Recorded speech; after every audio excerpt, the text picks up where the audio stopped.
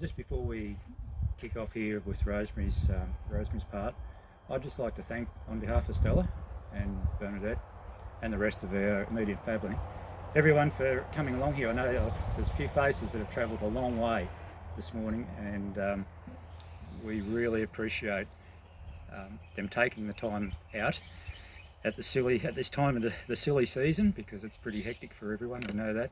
Just for taking the time out and coming along today and help us celebrate Anthony's life. And look, when we're finished, please drive up the road and have a cuppa with us and a snag, because Anthony's go-to food when he felt like nothing else was a snag in bread. So we thought that would be a fairly fitting tribute for us to all have a snag in bread also. So I'll hand over to Rosemary to do the rest of the service. Thanks.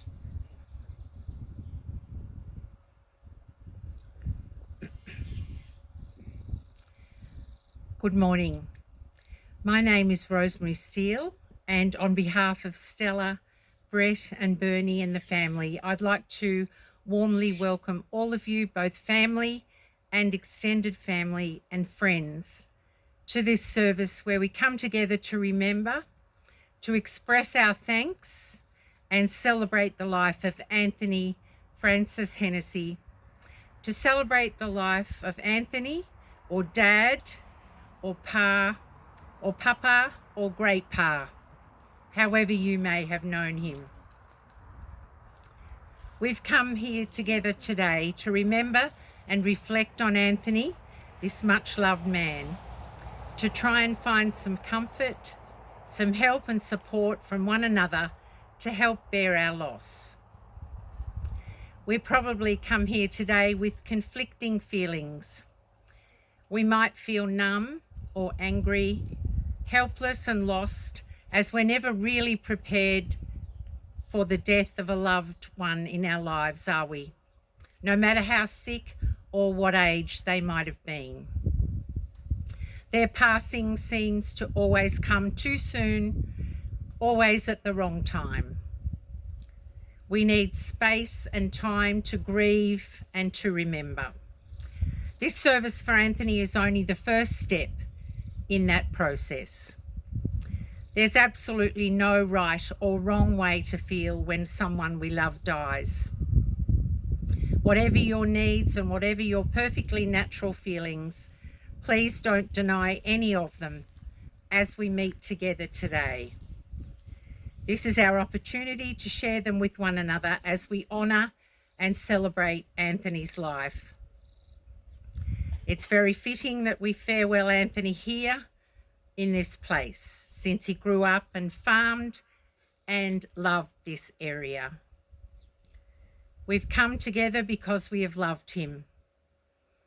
A man remembered by all of us as being a husband, a brother, a father-in-law, a farmer, a friend and mate. In whatever capacity we knew Anthony, his death makes a huge difference to all of us here and to many who can't be. The hardest, but also the most rewarding part of being human is to love.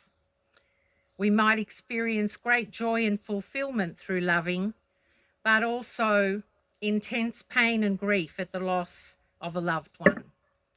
It's been written, there will be no one like us when we are gone, but then there is no one like anyone else ever. When people die, they cannot be replaced. They leave a hole that cannot be filled. We know that Anthony was one of a kind. He was unique, and that's why we loved him. And so it's this uniqueness which we both grieve and celebrate today. I didn't have the privilege of knowing Anthony, but from my conversation with Stella and the family, I've learned that today we meet to farewell a man who is described by family as someone who was driven by the simple pleasures in life. Hence the reason why the refreshments today will consist of a snag in bread, as Brett told you. Someone who was a passionate farmer, a man who loved nature, a man who adored his wife and grandchildren, and a man who was content and happy with what he had.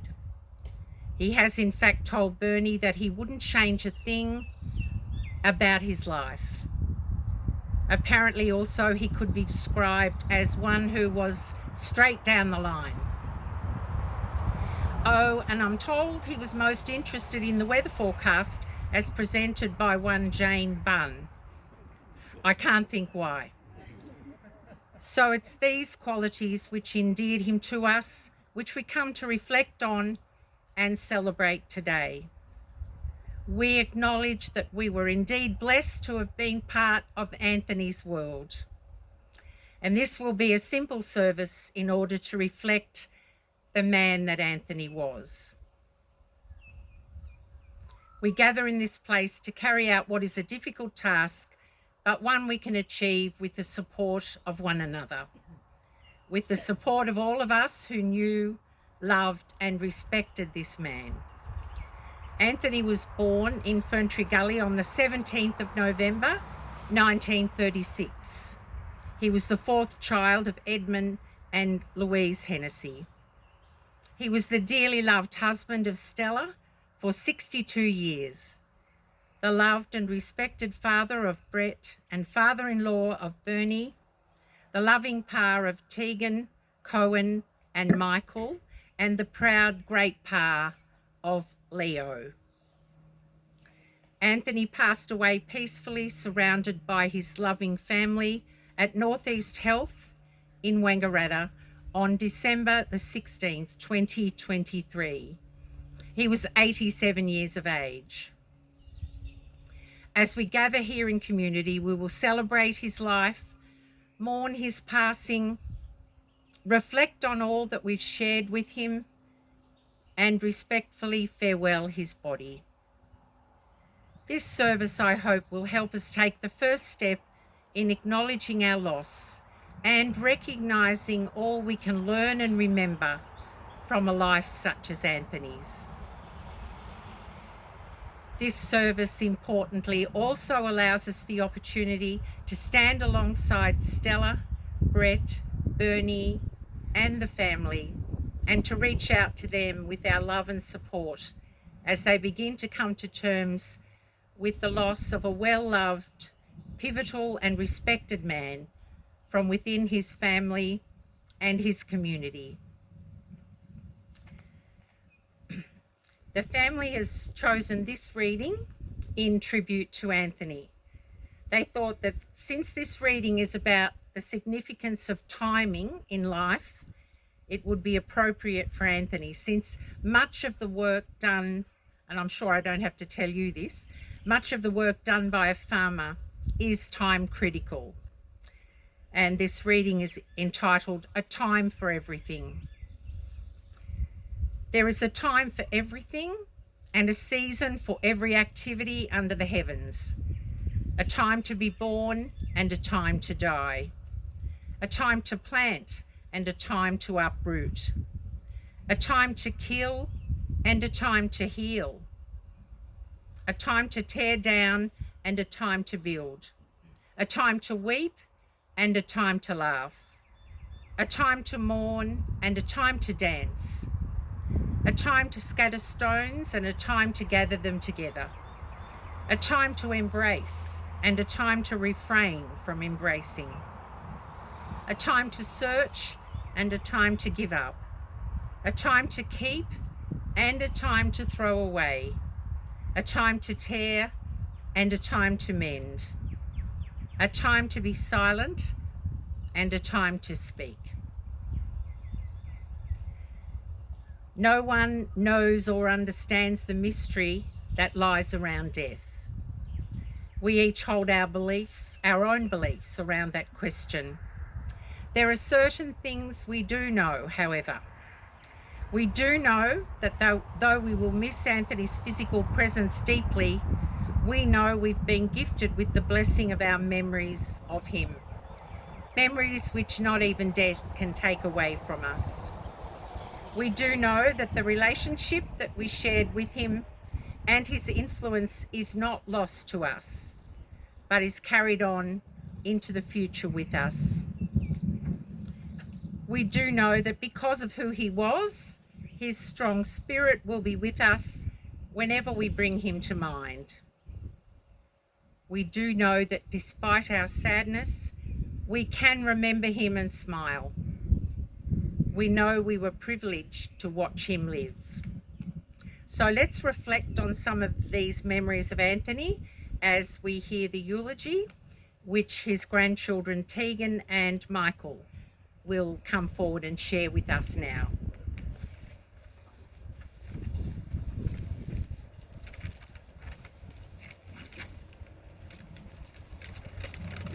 So, can everyone hear me? Tegan and I like to say a few words on behalf of the family. It almost seems a bit unjust trying to sum up 87 years of life in a short spiel, but given we haven't got all day, as Pa would say, we'll give it a go. Anthony Francis Hennessy was born on the 17th of November 1936, although there's always been a bit of debate over the accuracy of this date, and was the fourth child born to Edmund and Louise Hennessy, brother to Pat, John, Myra and Phil. He grew up in the King Valley at Greenbanks, where the Sartori's farm currently is. I've always enjoyed hearing stories of his early days, from hunting rabbits and foxes for a bit of pocket money, doing his part working on the family farm, and enjoying the local sports days that the communities used to put on back in the old days. At all of 17 years old, he struck gold, finding the girl who turned out to be the love of his life. He told me not long ago that he could still remember the first time that he saw Stella. As the story goes, he and a friend were riding back from a footy match and saw a young girl being thrown from a horse. But by the time they'd gone to go check on her, she had bounced back up, jumped on that horse like nothing had ever happened. That weekend at local dance, he thought he'd try his luck and give her a bit of light-hearted grief, and in his words, I've been able to leave her alone ever since. From here, young and in love, they would always attend the Saturday night dances around the King Valley. They always saw the new year in by dancing until dawn at the Cheshunt Hole, followed by watching the speedboats out in Yarrawonga while struggling to stay awake from the antics night before, and followed in by heading into the drive-in in Wangaratta with Jim and Jan Baker. Fast forward a few years, they married on June 10th, 1961 and settled in the King Valley, first living up Piper's Lane while share farming, and then later with Jack and Sissy as they started building their life together. In April 1962, their lives changed forever when their son Brett was born. Pa always had a dream of one day owning his own property. All he wanted to do was go farming and have his family on the land. And to achieve this, there wasn't a bloke who could outwork him.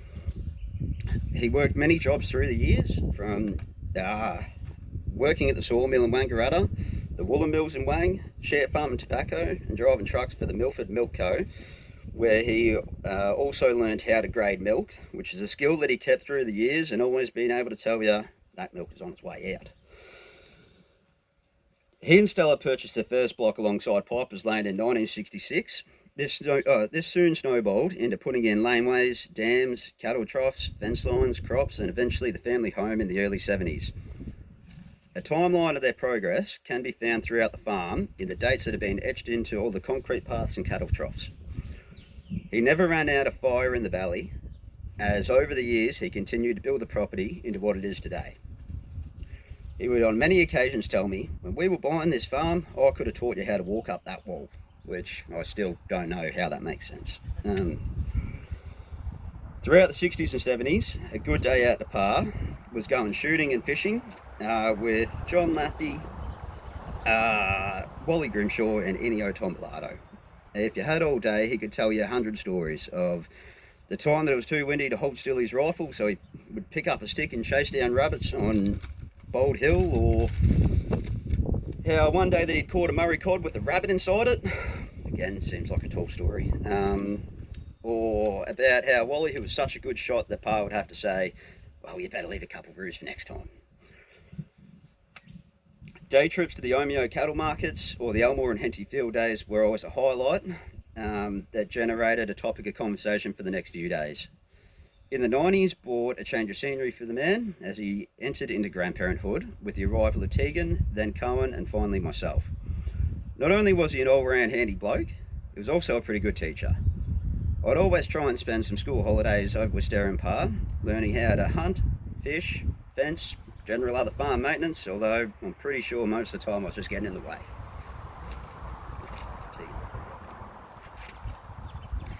Some of my earliest memories are from being at Stare and Papa's. Going around the paddocks, riding the motorbike, originally the two-wheeler until Papa and I had a stack and that got shoved away in the shed. Hanging out in the yards, watching Papa weld something in the shed. Heading off to cattle markets all over the countryside or the Elmore and Henty field days where we would walk up and down every single row and always have a sandwich out of the back of the car. Co wish he could be here today, but sadly he's in Italy. But asked that we said a few words on his behalf. Coe said, "I'll miss the simple things, like stopping by for a coffee, which is always accompanied by some upstairs jam scroll. Having a chat about the footy or the cricket, the cattle, the building game, and the easy banter that always seemed to exist." Coe always got a kick out of asking which AFL team Papa was going for or who he was barracking for on the day, and always knew the answer would be anyone but them black and white buggers. In 2008, Anthony developed an autoimmune disease that wreaked havoc on his system. This disease took a serious toll on his health and was then the catalyst for a variety of other health issues over the coming years. Throughout 2009, he spent almost 6 months of that year in hospital, including nearly 4 months in the Royal Melbourne. He was sick enough during this time that we were actually all told to go down and say our goodbyes, and yet he soldiered on. I remember him saying to me during this time that he'd never set foot in a hospital before getting sick, and all he wanted to do was die with his boots on. The specialists in Melbourne referred to him as their miracle man. After all his time bedridden, Papa had lost most of his strength and had to learn how to walk and care for himself again. Miraculously, after this whole ordeal, he managed to go back to light farm work, still doing things like rounding up cattle and splitting wood while sitting on a stool because standing for too long a periods was no longer an option. And despite his health, he attended every birthday and Christmas, only missed a few cattle sales, and would still occasionally attend the footy in Wangaratta to watch the Rovers play, and would rarely take the advice that he needed to slow down. In 2018, all of Stella and Anthony's hard work paid off when they received an award during a gala dinner at the Crown Casino for being one of the top 10 producers of grass-fed beef in the southeastern Australia. This award was a brilliant recognition of decades of hard work and sacrifice, which I know meant a lot to Papa. In 2020, when Leo came along, Pa was pretty impressed with the next generation. Leo has been a fairly constant source of entertainment for all of us since he arrived, but his presence never failed to bring a spark of light to Papa's eyes. Since Co and Alice headed off to live in Italy, Papa has always enjoyed being kept up to date with the goings on over there and what Leo was up to, and would get a kick out of the endless photos and videos that were sent through to Mum, who would share them with him. For Papa's birthday in November, just gone, he was particularly impressed with the video of Leo singing happy birthday to him all the way from Italy. He was also pretty damn excited by the recent news that Michael and his wife Josie are expecting a new little boy next year in May. During his last hours, Papa managed a video call, not just across the country, but the world, briefly chatting to Michael and Josie in Broome, and then Cohen and Alice and Leo, who were on holidays in the Canary Islands at the time. It was not long after these chats that he peacefully went to sleep and slipped away while surrounded by loved ones. To sum up the life of Anthony, he had a dream, he found love and built a family, getting to see 3 generations beneath him. We'd like to think that's a life well lived. Love you, Pa. Hooroo.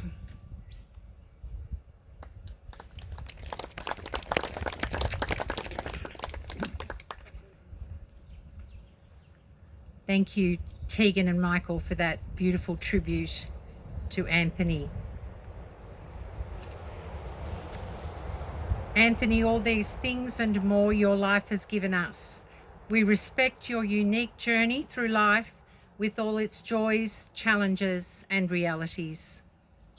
We are grateful for your life lived with a strong work ethic, determination, passion for farming, courage in the face of your illness, and above all, love of and pride in family.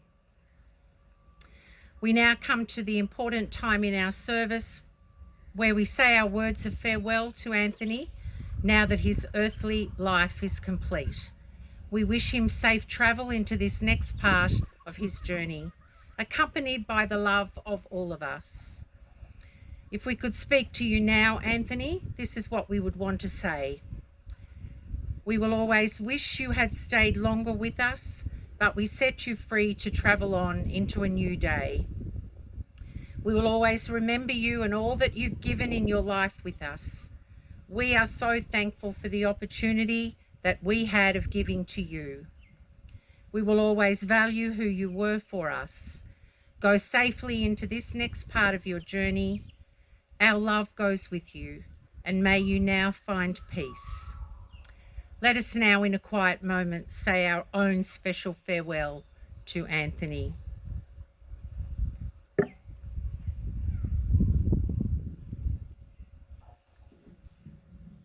And as we say our goodbye to this man, his influence remains, his example in living will also remain with us. Our treasured memories remain. Go in peace, Anthony, to be free of pain and earthly worries. Because we've known and loved you, our lives have been made richer and we are better people. Thank you all for travelling this last distance with Anthony. You are paying him the greatest tribute by being here to do just that. May the special memories of him live on in the quiet spaces of our hearts. Now, as we look back over his life as a whole, may we find comfort in the richness of our memories of him. Anthony, we will hold you in our hearts forever. As long as we live, you too will live, as you are a part of all of us who have known and loved you. And we will not let the shadow of death keep us from remembering this man who has touched us, filling our lives with memories, meaning, and love. Go in peace. Travel safely into this next part of your journey with the love of all of us who are part of your world. You have been loved. You will be missed. And even as we grieve his loss, let us commit ourselves to the support of all those who loved Anthony the most. Stella, Brett, Bernie, Tegan, Cohen and Michael and Leo. Let's resolve to surround them with our encouragement and love, both today and into the coming days. And our closing words. Anthony's journey on earth is ended. His story is told. His life's tasks are finished and neatly bound together like a sheaf of wheat. There is a roundness about his life, a sense of completion and fulfillment. And while there is deep sadness at his leaving us, there is also a sense of worth and achievement. He is with us today, as he always will be. And as we prepare to leave Anthony in peace, I'd like to invite Bernie to come and share a poem with you. Thanks, Bernie. A limb has fallen from the family tree. I keep hearing a voice that says, "Grieve not for me." Remember the best, the laughter, the song, the good life I lived while I was strong. Continue my heritage, I'm counting on you. Keep smiling, I'm sure the sun will shine through. My mind is at ease, my soul is at rest, remembering all how I was truly blessed. Continue traditions, no matter how small. Go on with your life, don't worry about falls. I will miss you all dearly, so keep up your chin until the day comes when we're together again. Thank you.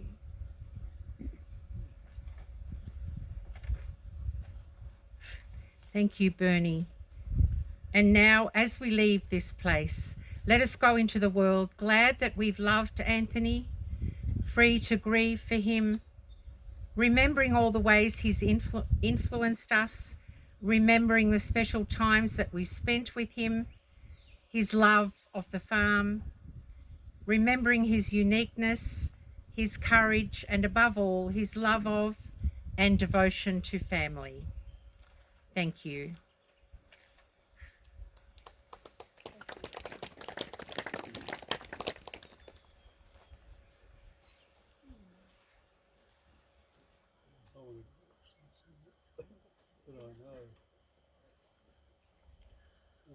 Ladies and gentlemen, this does bring to a close our service here for Anthony today.